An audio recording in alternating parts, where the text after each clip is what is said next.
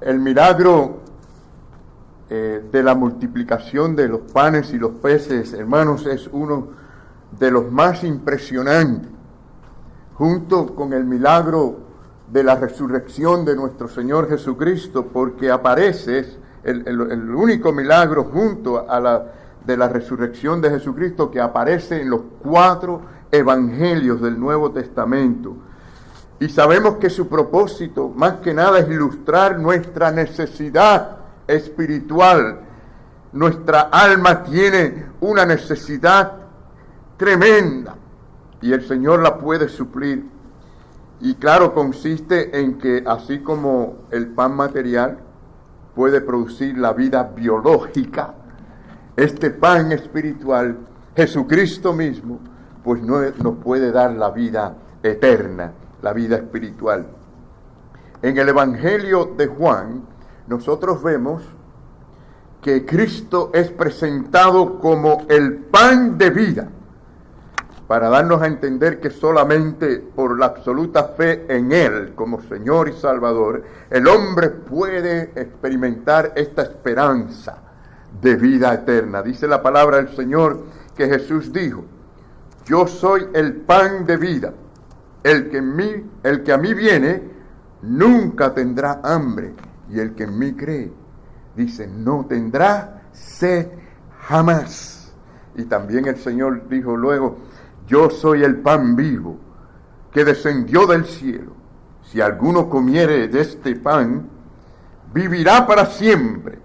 Y el pan que yo daré es mi carne, lo cual yo daré por la vida del mundo.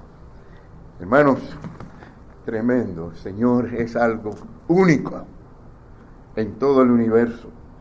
Sin embargo, no debemos pasar por alto el hecho de que Jesús también proveyó para la necesidad biológica de ellos, material. Tenían hambre y les dio alimento. Así que el Señor no solamente se preocupa por nuestras necesidades espirituales, sino también biológicas y otras necesidades. Ahora, la realidad es que Dios es revelado en las Escrituras como el gran proveedor. Es decir, Dios provee todo para el hombre, creó este mundo, el universo, para bendecir al hombre. Claro, nos vamos al Salmo 23, encontramos una bendición más todavía, porque David expresa allí diciendo: Jehová es mi pastor. ¿Qué más? Nada me faltará. Es decir, que además de tener todo lo que necesitamos en este mundo para nuestras necesidades biológicas y demás, tener a Dios como pastor, Jehová como pastor nuestro, al Señor, era tener resuelto también el problema espiritual y eterno. Miren, todavía la ciencia está descubriendo cosas que nos benefician a nosotros, benefician físicamente, ¿no? En la naturaleza. Dios ha creado todas las cosas para nuestro bien, y allí el hombre todavía descubriendo cosas que nos benefician. ¿Quién hizo todo esto? Dios proveyó para el hombre. Y según la propia revelación de Dios, si creemos que hay un Dios, verdadero Dios, sabemos que Dios se reveló al hombre. ¿Y que nos revela entre todas las cosas? La revelación más grande es que Jesucristo, su Hijo, es la provisión más importante para nosotros, la que usted y yo necesitamos.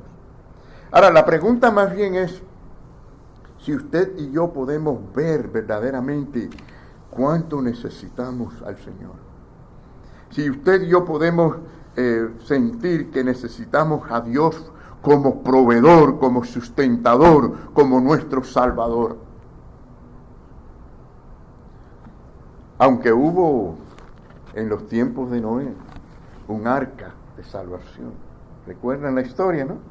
Todo el que entraba en el arca se salvaba, y el que quedaba fuera, pues no. Hermanos, Dios también ha provisto a través de Jesucristo el arca de salvación para vida eterna. El que esté en Jesucristo será salvo. Y así como también hubo un primer éxodo guiado por Moisés para liberar al pueblo, Jesucristo es el segundo éxodo para nosotros ser liberados de la esclavitud del pecado, de Satanás y también de la muerte eterna. Jesucristo el único. Él es la verdad misma de Dios y esa verdad os hará libre. No hay libertad sino a través de esa única verdad que es Jesucristo mismo. Por eso Él dijo, yo soy el camino y ¿qué más? La verdad y la vida. Nadie va al Padre si no es a través de mí, dijo el Señor. O sea, no es a través de ninguna obra, no es a través de ningún rito religioso, es a través de Jesucristo solamente. Así que, hermanos, está delante de una multitud que también tenía esta necesidad de libertad espiritual. Claro, el Señor les provee ahora a ellos la bendición del alimento biológico. O sea, ellos tenían delante al que les iba a proveer de tanto el pan y el alimento biológico como el pan, el alimento espiritual. Pero Jesucristo, la palabra del Señor nos dice, bienaventurado el que tiene hambre y sed de justicia. Es una bendición enorme, la más grande, que usted sienta hambre por las cosas del Señor y por Él mismo, por Dios mismo, quien es el pan de vida, por tenerlo a Él. Y esa es la clase de alimento que usted y yo necesitamos. Esa es la clase de alimento que el mundo necesita recibir. Esa es la clase de alimento que también la iglesia necesita. Y que toda nación, miren nuestros pueblos, esta gran nación necesita, mis queridos hermanos, de este alimento. Los políticos no van a arreglar los problemas que tenemos. No importa cuántos millones de dólares le pongan a las dos cosas. Hasta ahora no resuelven las cosas, al contrario, se están empeorando, ¿sí o no? La solución del mundo no está en los políticos. Miren cómo están nuestros países, miren cómo está este país, cada vez más alejado de Dios. Por lo tanto, la solución está en Jesucristo. Ahora, Jesús mostró compasión por la necesidad que ellos tenían del momento, es decir, tenían hambre, ¿no? Dice el versículo 2, dice que les seguía gran multitud porque veían las señales que hacía en los enfermos. Bueno, aunque es cierto que los milagros impresionan, o le impresionaron a ellos grandemente y seguían al Señor, esto le daba el credencial a Jesús para sus enseñanzas. Es decir, ellos sabían que había algo poderoso en Jesucristo y por eso le seguían y le escuchaban. Pero aún así estaban por ver el milagro más grande que ellos estaban por ver, es decir, el de esta multiplicación de alimentos. Y la lección es doble porque provee para nuestras necesidades básicas, pero también para nuestras necesidades espirituales. Ahora veamos el problema. Yo quiero decirles que en los tiempos de Jesús, en la Palestina, la situación social y económica no era una situación buena. Aquello era caótico prácticamente. Y claro, muchos factores. Yo diría que el peor de todo era que el imperio romano exprimía al pueblo con los elevados impuestos. Y esto pues empobrecía tremendamente al pueblo, y allí estaban esa gran multitud y con grandes necesidades, sin recursos.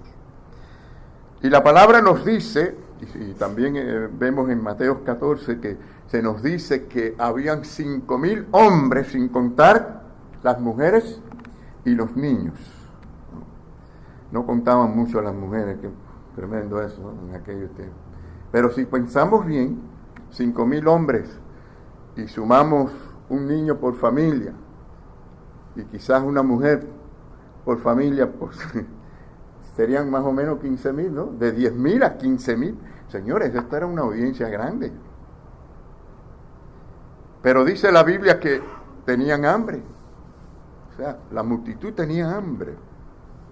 Ahora, cuando el Señor vio esa multitud que tenía esa necesidad, les habían seguido por mucho tiempo, viendo los milagros, escuchando sus enseñanzas, el Señor le hace una pregunta a Felipe.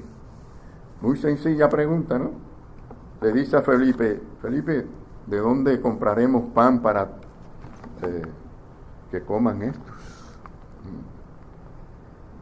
Claro que Felipe era muy calculador, ¿no? Razonó, sacó su calculadora. Y Felipe le dice al Señor, Señor, mire, 200 denarios de pan no bastan para que cada uno de ellos coma un poquito. 200 denarios. Bueno, si usted hace el análisis, 200 denarios era el salario, o sea, un denario era el salario de un día, de un hombre promedio de aquellos tiempos. Si estamos hablando de 200 denarios, estamos hablando de 200 días de trabajo. Y dice que era solamente para un poquito, no para que se saciaran y estuvieran satisfechos. Yo me imagino que un año entero de trabajo de una persona para poder alimentar a esta gran multitud. Como si dijera, además, en toda esta región, ¿dónde vamos a encontrar esa cantidad de pan? Usted puede ir a cualquier panadería que usted quiera, usted no va a lograr 15,000 pedazos de panes de un golpe, ¿no? Tiene que pedirlo con anticipación. Imagínense en aquel tiempo, en esas condiciones. Era imposible. Estamos viendo la imposibilidad y veremos la posibilidad de Dios. Bueno, yo no culpo a Felipe, ¿saben? Porque a veces nosotros estamos inclinados a desconfiar del poder del Señor cuando nos fallan los recursos, cuando nos fallan aquellas cosas visibles, los medios visibles, ordinarios, nos fallan. Y a veces dudamos. No confiamos en Él más allá de lo que vemos realmente. Ahora, sin duda, Dios nos ha dado, sí, la capacidad para, ¿cómo se dice?, razonar, para hacer cálculos. Es decir, el Señor no quiere que actuemos como unos locos y lógicos, ¿no? Usamos la lógica, pero, y no todos los peros son malos, pero cuando se relaciona con nuestro Dios debemos de poner en uso nuestra fe en Él, por encima de todo. O sea, la fe en Dios y en lo que Dios dice es siempre lo más lógico. ¿Lo creen? ¿Cuántos lo creen? Lo que Dios dice es siempre lo más lógico. Es actuar según el conocimiento que nos da nuestro Creador a la luz de su palabra, a la luz de sus promesas. Dios no nos dice que actuemos sin conocimiento, además la fe se basa en elementos cognitivos, es la fe en conocer a Dios, quién es Dios y lo que Dios dice. Así que por encima de todo razonamiento humano debemos creer y confiar en lo que Dios dice. Les quiero dar un buen ejemplo de esto, un ejemplo que ustedes conocen y un ejemplo bíblico. ¿Recuerdan cuando Israel se vio ante Jericó y tenían que entrar y conquistar a Jericó? ¿Recuerdan eso? Ahí vamos a ver la comparación de lo que es ilógico humanamente y lo que es lógico delante del Señor, ¿no? Porque ustedes saben que Israel era un pueblo que venía de estar 40 años en un desierto, no eran un ejército militar poderoso como para conquistar a Jericó. Jericó estaba lleno de soldados armados, tenía unos muros alrededor de la ciudad. Dicen que los muros, según algunos arqueólogos, eran tan fuertes que 2 carros a caballo podían correr encima de esos muros alrededor de la ciudad. Tremendos muros. ¿Cómo iban a conquistar eso? ¿De qué manera? Imposible. Eso era del punto de vista humano, ¿no? Del punto de vista de la estrategia militar era imposible. Pero del punto de vista de Dios era diferente la cosa. Dios les dijo que marcharan alrededor de Jericó y que hicieran toda aquella bulla y que tocaran trompeta. Me hubiera gustado estar allí en ese momento. Y tocaran la trompeta, hermanos. Me imagino los soldados de Jericó riéndose de ellos, ¿no? No parecía lógico. Pero ¿saben por qué era lógico? Porque Dios lo había ordenado. Dios lo había ordenado. ¿Saben lo que ocurrió? Ustedes saben lo que ocurrió. Se derrumbaron los muros de Jericó. Dios los derribó. ¿Por qué? Porque ellos creyeron y confiaron en lo que Dios dijo, a pesar de que no parecía lógico. Bueno, ¿qué les parece? Y el hombre ve la imposibilidad. 200 denarios no alcanza, es imposible. Pero para Dios nada es imposible. Amén. La Biblia nos enseña en la carta de los Hebreos la importancia de la fe. No podemos agradar a Dios sin fe. Como dice, a ver, lean conmigo ahí, dice, pero sin fe es imposible agradar a Dios, porque es necesario que el que se acerca a Dios crea que le hay y que es galardonador de los que le buscan. Así que creer en Dios y creer a Dios es creer en su palabra, ¿verdad? Y creer que Él recompensa al que cree y le busca de corazón. Qué maravilla esto, ¿eh? Pero miren esa palabrita ahí, los que le buscan. Estos no son los que le buscan para dame, quiero.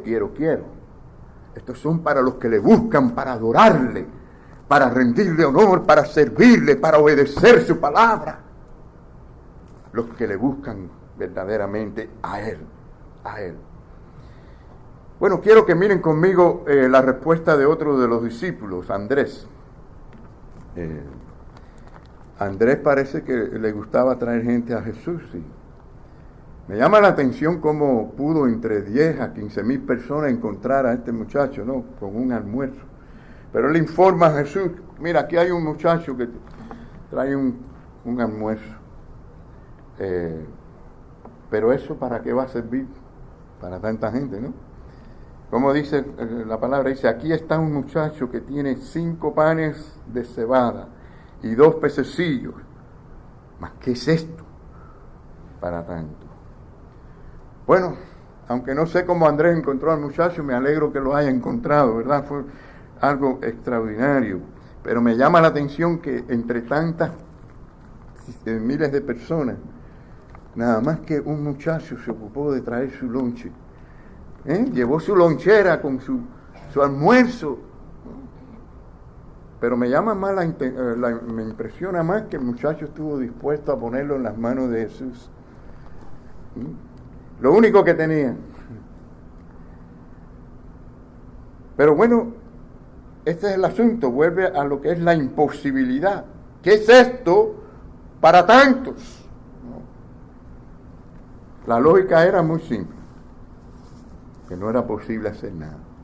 Y si ustedes leen la historia en Mateo, van a ver que algunos de los discípulos se reunieron cuando vieron lo que pasó con Felipe y Andrés, y vinieron y le dijeron al maestro, oye, despida a la gente, que se vayan, porque no hay manera de resolver esto. El hecho de que este muchacho entregó lo que tenía, nos da una lección a nosotros, ¿no? Nos da una lección de fe, porque la fe consiste en que pongamos lo que tenemos en las manos del Señor. ¿Cuántos dicen amén? Esa es la fe. Y el Señor lo usa para nuestro bien y lo usa para multiplicar, señores, cuando lo ponemos en sus manos, aunque sea bien poco. Aunque sea bien poco, porque dice que lo que tenía era 2 panes y ¿qué más? Eran unos pececillos. ¿Saben que pececillos, la palabra que está aquí no quiere decir que eran 2 peces, eran 2 pedazos de carne de pez? El muchacho lo que tenía era un sándwich, para hacer un sándwich de pescado. Y déjenme decirle, cuando hay hambre, un sándwichito de pescado viene muy bien, ¿sí? Pero al pobre muchacho se lo quitan ahora, ¿no? Pero vemos que él fue con Andrés a entregar aquello que él tenía. Y lo que estamos diciendo es que Dios puede multiplicar nuestros recursos, ¿sí o no? Si lo ponemos en sus manos. Miren, quiero, antes de ir al segundo punto, que vean conmigo este hermoso pasaje para que nos da confianza en el Señor. El Señor provee, nos ama, no nos abandona. Dice la palabra del Señor: no te desampararé ni te dejaré, de manera que podamos decir confiadamente, el Señor es, ¿quién? Mi ayudador, no temeré lo que pueda hacerme el hombre. Amén. Segundo punto, vamos a ver la prueba. Las pruebas, mi hermano, las pruebas vienen por seguro. ¿Hay alguien aquí que nunca ha tenido una prueba? Ni una tentación, ¿no? Eso viene. Fíjense, Jesús le había preguntado, recuerdan a Felipe, ¿de dónde compraremos todo esto? Pero el versículo 6 nos dice que Jesús decía esto para probarle, no porque carecía de conocimiento, ¿no? Y yo lo que quiero decirles es que siempre el Señor sabe lo que hace. Y el Señor nos pregunta a nosotros para probarnos. Nos pregunta a veces calladamente para ver si nosotros sentimos, si somos conmovidos por las necesidades de otros. A veces nos pregunta al oído, al corazón, si estamos dispuestos a reconocerle a Él como soberano, como el Dios de toda gracia, como el Dios de toda misericordia y el Dios de poder. El Señor estaba probando a los discípulos y nos prueba también a nosotros, nos hace preguntas, ¿verdad? Ahora fíjense que las pruebas vienen por las tentaciones a veces a las que somos sometidos, ¿no? Todos seremos tentados. Hablábamos hoy en la escuela dominical que Jesús fue tentado. Y nosotros somos tentados también. Pero las pruebas también vienen a veces por el sufrimiento que el mundo nos causa, nos inflige. Si nosotros miramos, hermanos, el mundo en que vivimos históricamente siempre se las ha arreglado para causarnos aflicción, dolor. Y sabemos que todo es a causa del pecado, ¿no? Pero miren lo que dice la palabra del Señor allí. Amados, no os sorprendáis del fuego de la prueba. No veas esto como algo extraño en este mundo que os ha sobrevenido, como si alguna cosa extraña os aconteciese. En el mundo tendréis aflicciones, dijo Jesucristo. Nada extraño en eso, ¿no? Ahora, yo les digo que el mal y el pecado es una epidemia real en el mundo que causa mucho dolor. Ese mal y ese pecado ha penetrado los gobiernos, razón por la que muchos de nosotros estamos aquí en Estados Unidos. Ese mal ha penetrado los gobiernos, los pueblos, los hogares, cada ser humano, podemos decir, de una manera o de otra. ¿Y cuál es el resultado? Sufrimiento. Sufrimiento. Dios no creó el mundo para que sufriéramos. Pero eso sí, sabemos que tiene un mundo para nosotros donde no habrá dolor y llanto. Gloria al Señor por eso. A Dios sea la gloria. A Dios sea la gloria por eso. Bendito sea el Señor. Y por eso podemos decir que en toda esta multitud de problemas surge una esperanza acompañada de gozo para aquellos que ponen su fe en Jesucristo, para aquellos que resistimos las pruebas mirando a Jesucristo como único Señor y Salvador. Ahora, Dios promete también librarnos de la última y más terrible de las pruebas. ¿Saben cuál es? Apocalipsis nos habla de esa prueba final, que es el juicio final. Dice, por cuanto has guardado la palabra por cuanto has guardado la palabra de mi paciencia, yo también te guardaré de la hora de la prueba que ha de venir sobre el mundo. Ese es el juicio final que viene. Algunos serán guardados, otros no. Y dice aquí, para probar a los que moran sobre la tierra. O sea, algunos serán protegidos y guardados por Jesucristo y otros condenados porque no confiaron y no creyeron en el Señor Jesucristo como Señor y Salvador. Veamos ahora la provisión. Basándonos en el versículo 9, ¿no? ¿Quién es la solución? Andrés no la trajo, Felipe no lo trajo, los discípulos no pudieron. El Señor Jesucristo. Él dijo que Él sabía lo que Él hacía. Y por lo tanto, el Señor demanda que confiemos absolutamente en Él. Y miren qué palabras más bonitas estas. El Señor les dice a ellos, hacer recostar a la gente. Son palabras maravillosas del Señor, porque el Señor nos llama a descansar en Él. Es decir, no importa las condiciones en que estamos, confía en Él. Y el banquete viene después. Confía en el Señor ahora en esta prueba, en esa necesidad, que la bendición está a la puerta. Quizás ellos no tenían una idea de lo que iba a pasar, ¿no? Con los alimentos. Pero Jesús agarró aquel poco recurso y oró. Ejemplificó allí la comunión con Dios por medio de la oración, ¿no? Y oró y dijo, tomó Jesús aquellos panes habiendo dado gracias. Hay que tener un corazón agradecido aunque los recursos sean pocos. Los repartió entre los discípulos. Bueno, allí fue la multiplicación. Comenzó a multiplicar, hermanos. Así que donde quiera que haya una necesidad, entrégale lo que tienes al Señor. Dárselo todo al Señor. Y Él hará el resto. Confía en Él plenamente. Cristo proveyó abundantemente, multiplicó los alimentos. Dice el versículo 2 y 13. Y cuando se hubieron saciado, es decir, se llenaron, dijo a sus discípulos, recoger los pedazos que sobraron para que no se pierda nada, o sea, no haya desperdicio. Pienso en cómo se desperdician muchas cosas en este país, ¿no? Alimentos y de todo se desperdicia, ¿no? Pero el Señor no le gusta la idea de desperdiciar, y se recogieron pues y llenaron 12 cestas de pedazos. ¡Wow! ¡Qué bendición! El Señor da abundantemente, hermano, más allá de lo que necesitamos. Finalmente viene la proclamación. Versículo 14 y 15, ahí bien vemos que ellos quedaron asombrados al mirar al Señor. El versículo 14 dice que aquellos hombres entonces, viendo la señal que Jesús había hecho, dijeron, este verdaderamente es el profeta que había de venir al mundo. Y claro, en este sentido era el profeta único, porque venía directamente de Dios. ¿Qué cosa era un profeta? Un profeta era alguien que decía lo que Dios le mandaba decir. Mucha gente cree que el profeta es el que predice el futuro. No, un profeta no es el que predice el futuro, es el que dice lo que Dios le dice que diga al pueblo. Pero en este caso era un profeta único, venía directamente de Dios.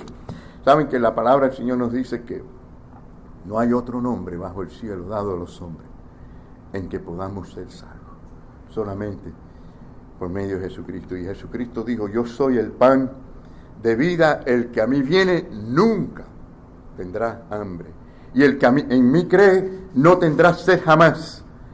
Si alguno comiera este pan, ¿qué dice? Si alguno comiera este pan, vivirá para siempre, dice la palabra del Señor. Así que Jesucristo es el pan de vida. Es lo que realmente necesitamos nosotros. ¿Saben que 7 veces en el Evangelio de Juan Jesús se revela como, revela algo importante acerca de Él? Si ustedes se fijan, los profetas solo podían decir, Jehová dijo, el Señor dijo. Pero era único profeta en que Él decía, yo soy, mas yo os digo, ¿no? Y en el Evangelio de Juan vemos que Él expresa allí su naturaleza divina, su carácter, su misión, declarando precisamente, yo soy. El Señor dice, yo soy la luz del mundo, yo soy el buen pastor, yo soy la resurrección y la vida, yo soy la vid verdadera, yo soy el camino, la verdad y la vida. Y cada una de esas declaraciones hablan acerca de una relación en particular de Jesús a las necesidades nuestras. Hoy vimos que Jesús es el pan de vida y debemos confiar en Él. Concluimos, queridos hermanos.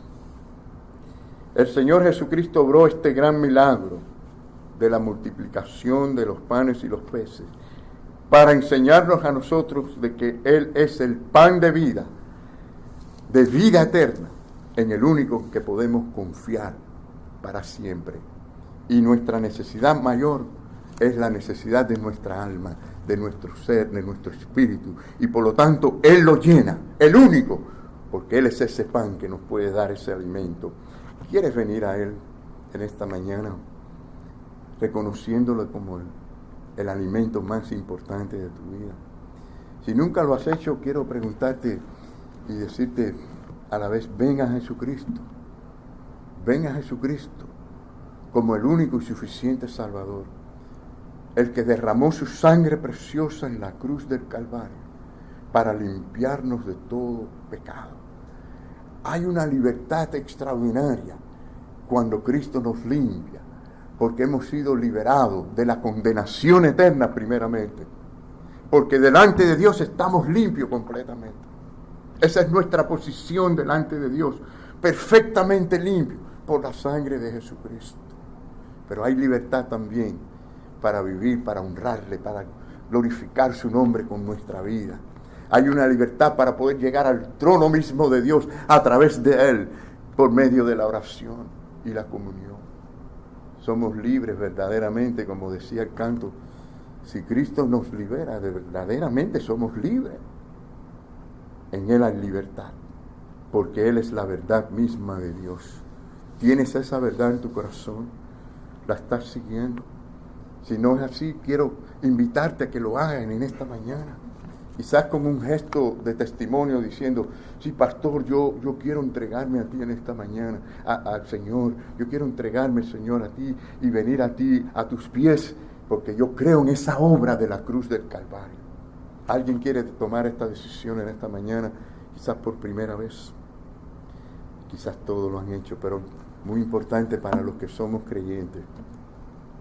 A veces pensamos que estos mensajes para el inconverso, y no nos damos cuenta la importancia que esto tiene para nosotros, que de verdaderamente tengamos ese deseo, esa hambre de Dios mismo. Como decía el Salmo, mi alma tiene sed de ti. El mundo se está llenando de gente creyente que tienen sed de muchas cosas, de las cosas en el mundo. Y como yo decía en la clase hoy, este objeto que puede ser tan bueno se ha convertido también en un medio de tentación para que la gente tenga un hambre y una sed que no debe ser. Y créanme, se envician la gente con esto. He visto la gente inviciada que no pueden dejar de ver a TikTok, no pueden dejar de ver Instagram, están permanentes con ese problema. Cuando podemos dedicar el tiempo más a algo más importante que edifique nuestra vida y la de otra persona. Hagamos buen uso de eso, por cierto. Esto es algo que podemos usar para el bien, pero tenga cuidado porque son muchas las cosas que nos pueden alejar del verdadero pan de vida. Igual si decimos Facebook y todo lo demás, ¿no? La gente está obsesionada porque vean los demás lo felices que ellos son, ¿no? Esa es la impresión que a mí me da, por eso yo como que me alejo de eso, porque veo la gente que quieren decirle al mundo, mira lo feliz que yo soy, y todo el mundo sonriendo en todas las fotos y todas las cosas muy lindas y todas las cosas muy perfectas. Y de verdad eso importa. Piense bien, de verdad eso importa. ¿Saben lo que importa? Que seamos fieles al Señor, que seamos fieles al Cristo que nos amó y dio su vida por nosotros, que le sirvamos para siempre, porque Él se merece toda la gloria, toda la honra y toda la vida que yo pueda darle no es suficiente. Que el Señor nos bendiga en esta mañana.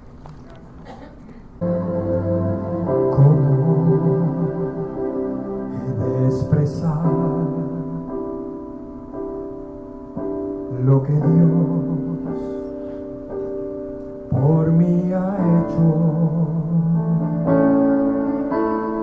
que sin merecer dio su sangre carmesí. Ni las voces de 1,000,000 de ángeles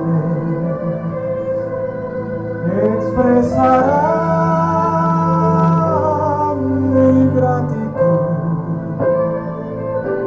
todo lo que soy y lo que espero ser, lo debo todo a Él. A Dios sea la gloria, a Dios sea la gloria, a Dios sea la gloria por lo que hizo por mí. Sangre, Él me ha comprado, con su poder me ha levantado. A Dios sea la gloria por lo que hizo por mí. A Dios sea la gloria, a Dios sea la gloria, a Dios sea la gloria por lo que hizo por mí. Y dice, quiero vivir para Dios y adorarle solo a Él. Si acaso gano alguna fama, la llevaré a la cima del Calvario. Con su sangre Él me ha comprado, con su poder me ha levantado. A Dios sea la gloria por lo que hizo por ti. Y los cristianos cantaban en las catacumbas cuando los perseguían y los mataban, y muchas veces tenían que cantar calladitos. Y muchas veces tenían que cantar a Dios sea la gloria cuando le habían arrancado un hijo de la mano y se lo habían echado a los leones. Y muchas veces tenían que decir a Dios sea la gloria cuando estaban siendo menospreciados por la cultura del momento, y decían a Dios sea la gloria. Y muchas veces cuando estaban en la prisión presos ahí con cadenas, decían a Dios sea la gloria, porque había algo tan grande en sus vidas, que era que Cristo había muerto por ellos, y eso tenía un valor tan alto que les daba la seguridad no solo de que sus pecados fueran perdonados, sino que ese Cristo que murió resucitó por ellos y les dio una nueva vida, y les dio una nueva esperanza, y les dio un futuro mayor que nosotros podemos experimentar en esta tierra. Por eso nosotros los cristianos decimos a Dios sea la gloria, a Dios sea la gloria por todos los siglos, aleluya, amén. Cantemos el estribillo por última vez. A Dios sea la gloria, a Dios sea la gloria, a Dios sea la gloria por lo que hizo por mí. Con su sangre